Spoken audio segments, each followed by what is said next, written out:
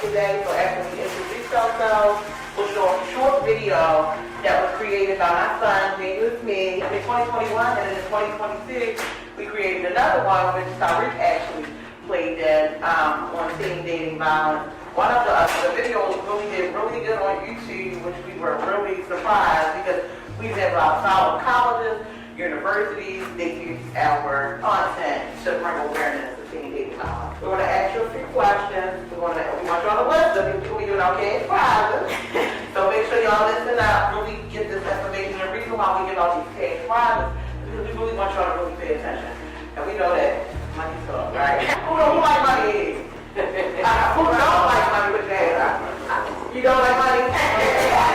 So we think everybody needs lots of money, so we want to make sure y'all get this information because we want to save lives. We want to make sure that no one is going through abuse. When I was a child, I was a victim. I survived teen dating violence, and even as an adult, I survived intimate partner violence.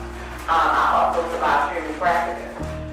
So this is why making sure you all get this information is very important to me. It's very important to a lot of my young people who's here, my leaders. Some have experienced teen dating violence. Some of them have friends who've experienced teen dating violence. So we want to make sure that you all have resources.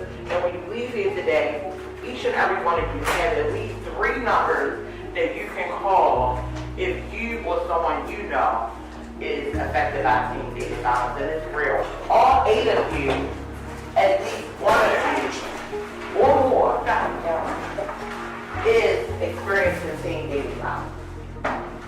And this is serious. Now, I need y'all to stand up. I need 5 more males to stand up. 5 males stand up. Out of all 12 of you, at least one of you, including our young men, are experiencing teen dating violence. Because it's not a female thing. It's not a male thing. Stand up is going to give you all some pride just for participating in a relationship where we know that the numbers are extremely high and that it's being overlooked. It's not okay for someone to put their hands on you. It only takes one time, and your life could be gone. I was hit so hard that the doctor said if I was hit any harder, I would have died. Whoever is experiencing it will allow them to happen to them at least 5 times before you even tell anyone. So we want to make sure that today, y'all can turn your phone on, whoever it is, that today, when you leave here, not only do you know the warning signs, not only do you have 3 people that you can call, but that you know that each and every one here with these shirts on, and Monty, and I appreciate Monty for allowing us to be here today, for inviting us out to spread awareness around teen dating violence. We want to make sure that each of you know that not only is Let's Rock Baltimore is here to support you, you also have Monty who is invested in some of the community and the youth of Baltimore City. So clap it up for yourself. If y'all ready to say, oh yeah. Oh yeah. All right. But we want to make sure that everybody earns something today. All right? All right. So let me pass it on to our youth director. This is our amazing youth director who's 19 years old, who is a director who helped run our whole organization, Let's Rock Baltimore. And his name is Tyreek. And he stayed here in Baltimore to go to UMBC, right? So that he can continue to help save lives in Baltimore City and work on Let's Rock Baltimore while he's furthering his own career. He's a straight A student. He has over a 4.0 GPA, and he continues to keep those grades up while he helps to make a difference in so many other lives. So y'all clap it up for our youth director. Let's go! I don't think I can beat that. My name is, because you're the one. My name is Tyreek. I'm the youth project director. I've been working with Let's Rock since 2021. So it's been like 3 years now. I've been blessed to work here and work along these people because I really think I'm finding my calling. And it's just, I'm happy to be here. I'm happy to talk about teen dating violence and actually bring awareness to a lot of things that are not talked about. I go to UMBC, I'm a proud student, and I'm happy to be here. Yeah, thank you. Hello, you guys. My name is John.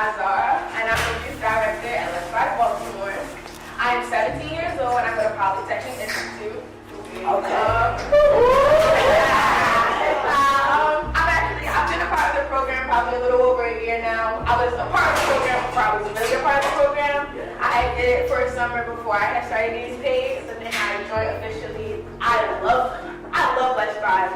Let's Thrive has really scoped me into who I am now, and I'm super appreciative for it to just like send me on the right path, and I'm really excited to talk to you guys today.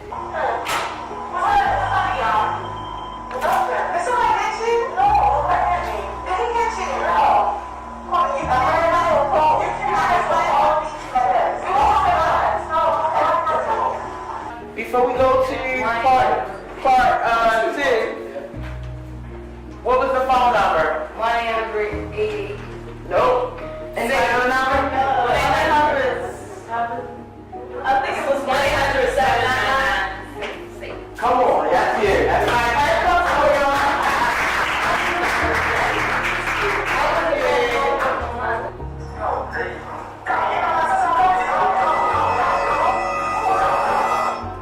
Who helped Tyreek for mental health therapy and mentoring?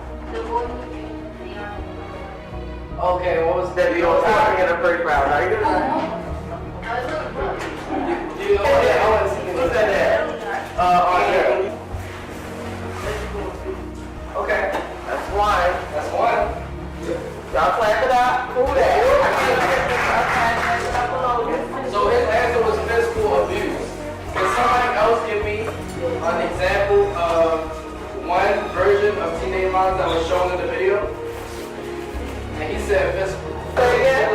Yeah, there you go. Clap it up for somebody. Why do y'all think we didn't want to show Tyreek get beat up? Did somebody give me a reason? I saw your hand. The reason y'all didn't want to accept Tyreek is because it showed that the physical violence is okay, and that's not what we're trying to stop violence and show conflict resolution. Right. All violence. We trying to stop all violence. Right. We don't solve violence for violence. That is a cycle right there. What are the numbers? So that's problem. No. Sorry, the left problem went out. Yeah, let's talk about one. Anybody know?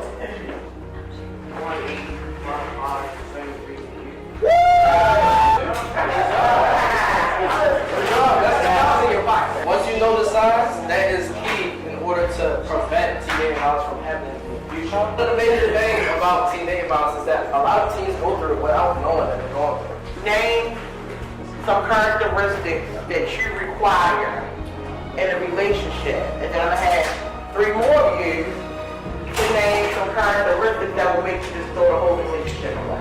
Now, who just is not gonna anything? They don't care what they do, they just won't be with them. Alright, I'm happy that nobody really there. There was no winner there. Come on. Communication, give me 2 more.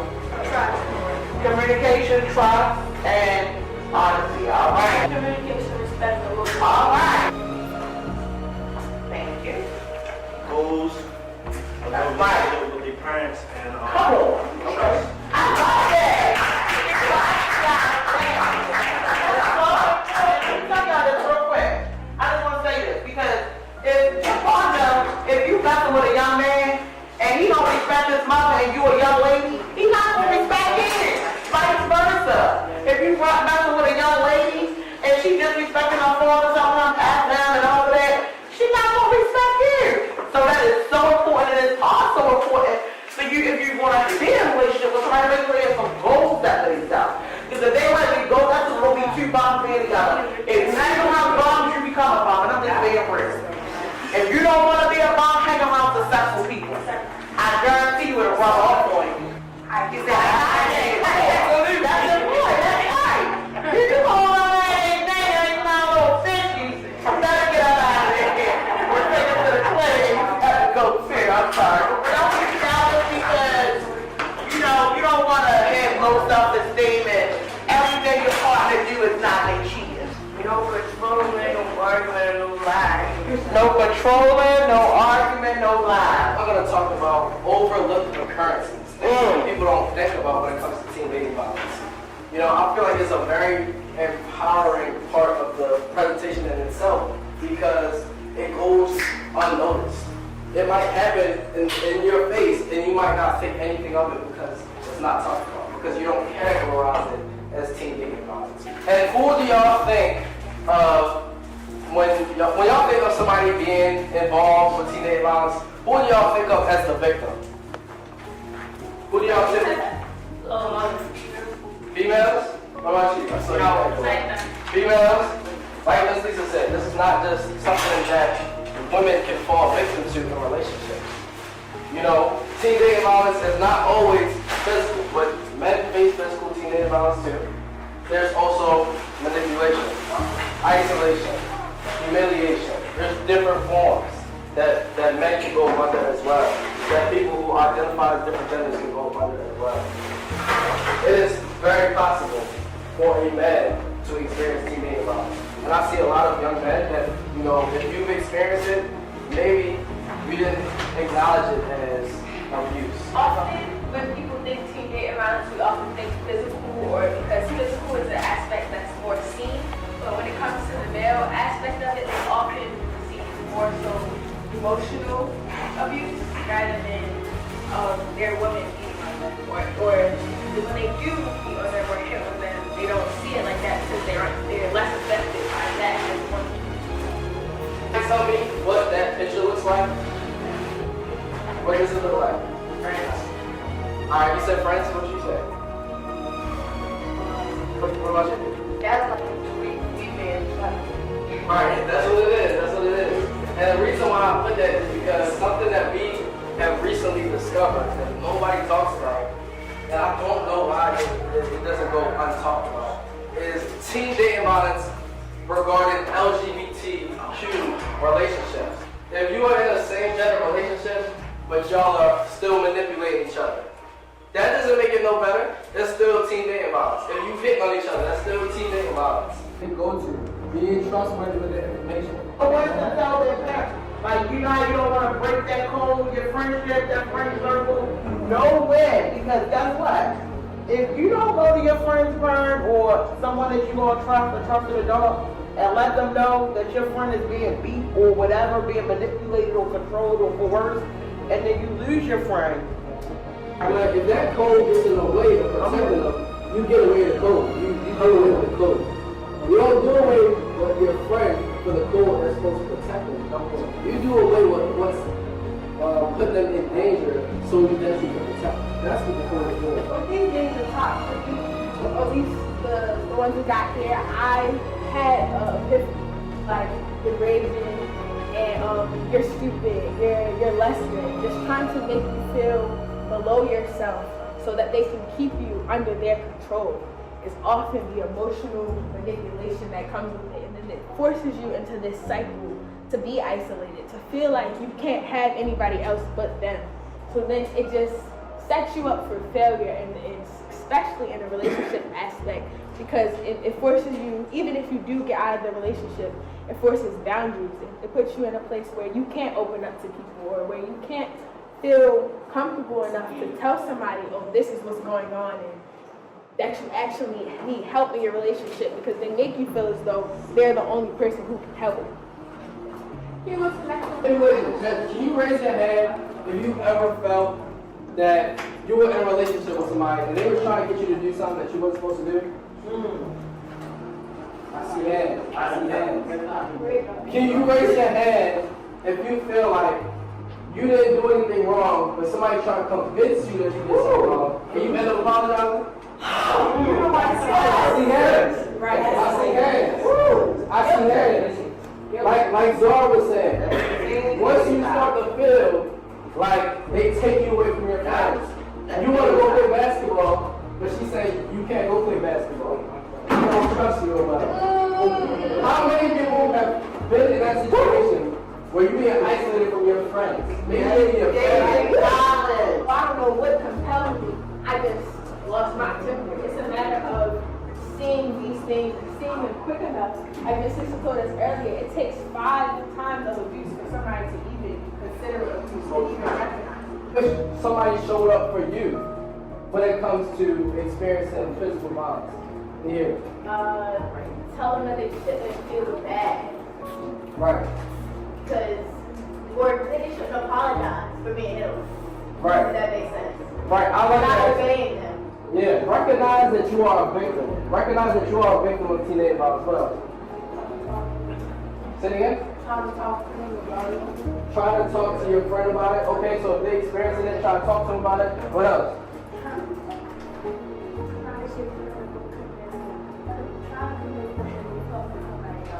Definitely. Try to convince them to talk about it or report it. Like I remember you said that earlier. I see that? You know, you don't want to be in a relationship where somebody doesn't value your health. Because if they swing on you, how much do they really care about your physical health? Even if you're a female, you know, and you receiving abuse, please call someone. That's right. Please use our resources. That's because right. we will get involved, we will intervene. We will also give you a free phone. It ain't no iPhone, but we're gonna give you a free phone, cell phone.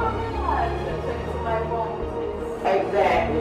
Some people are scared to leave because they think that this person is threatening them and telling them if they leave, that they're gonna kill them or hurt them. Like I stayed because I thought I didn't have anywhere to go. Like, where am I gonna sleep at? Where am I gonna live at? Who's gonna feed you? Who's gonna clothe you? And I stayed. But if I had these resources that we have today, I would have left. If this number would have come across the TV screen or across my cell phone back then, I could have got out of that relationship. 1-800-799-SAFE. And you can also call anonymously. You report what you're seeing, when you're seeing it. You can call them and say, look, my friend is being beat up, her boyfriend is kicking out the steps, da-da-da. You can call that number anonymously. 1-800-799-SAFE. Come out phone. If you're in a situation and you need to get out, you know you have a trusted adult right here that you can call that's going to help you get out of that situation. As long as it's not stupid, I don't ask a lot of questions. If you need a lift ride to safety, please, 855-73-YOUTH. 855-73-YOUTH. Or take this local number, just in case you don't know what that is, 443-625-7720. Another form of manipulation is trying to hold something over your head. Yeah. Oh, I'll kill myself if you don't stay with me. You're my only reason to live. This, and that. Those sorts of things where they're trying to, like, that's manipulation. Yes. Coerce.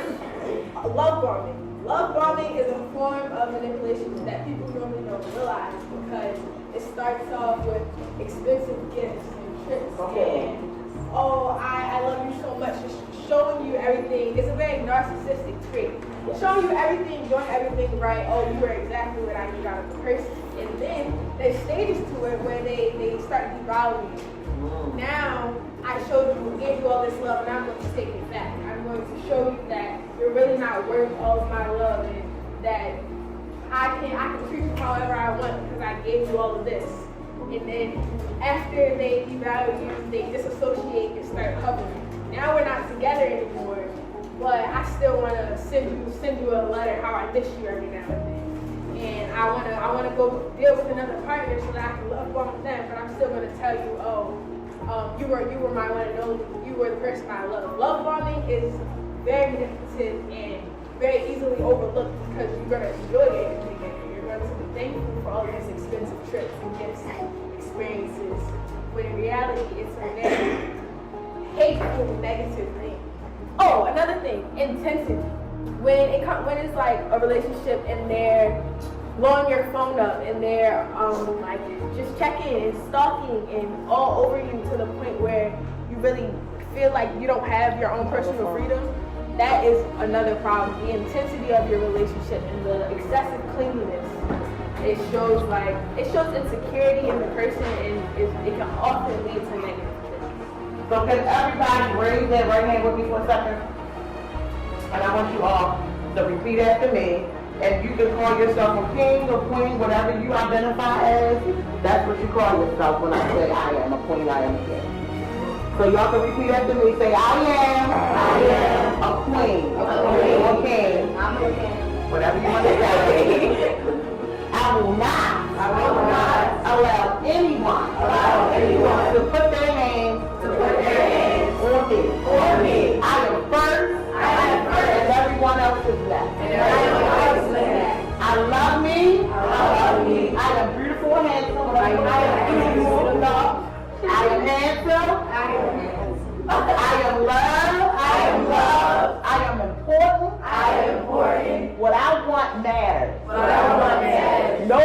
one. No one. Will control. Will control my mind. My mind. My body. My body. Or my heart. Or my heart. I commit. I commit to make sure. To make sure. I'm standing. I'm standing on business. On business. When it comes to teen dating violence. Teen dating violence. I will not. I will not let anyone. Let anyone abuse me. Abuse me. Ever. Ever. Or any of my friends. Or any of my friends. Because I love me. I love y'all. Anybody want to say anything, any questions or anything before we leave? I just want to let y'all know that it's not okay to be in a domestic relationship because, like, you're not just hurting yourself, you're hurting everybody around you. I've been through it. I got siblings that couldn't sit back and look at what me and my big father was going through. So they took it upon themselves to jump in what we had going on. You don't want your siblings getting hurt, and you don't want them going to jail for something that, by trying to protect you. You gotta do better for yourself and for them. That's all. Thank you.